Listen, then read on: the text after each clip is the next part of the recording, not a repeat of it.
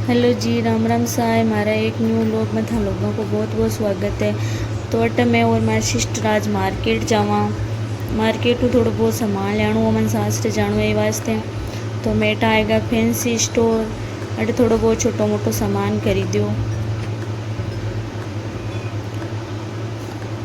बाद में मैं आएगा कपड़ा की दुकान के ऊपर है। अट मैं एक लेरियो खरीद्यो और ड्रेस तो बहुत बढ़िया बढ़िया एवड़ी कॉटन का सूट बार हेवी में और मतलब डेली वेयर वाला।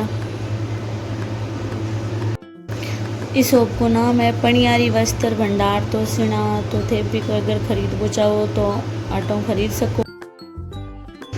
बाद में मैं वापस घर आएगी। घर आए बाद में मार्केट में थक गई वास्ते थोड़ी चाय बना ली। शाम को मंग थोड़ी बहुत आंधी आएगी वास्ते मैं झाड़ू निकालूं। बहुत रेत ही रेत कर दी।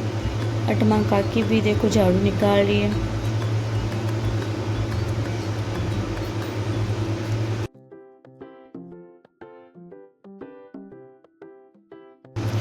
शाम को मकर रामदेव जी को रातीज गोई वास्ते में बनाई लापसी। बाद में रामदेव जी को धूप खेयो। आगे रातीज का को मारवाड़ी गीत लगाएड़ो है। कमेंट कर बताजो थान किसो लागे।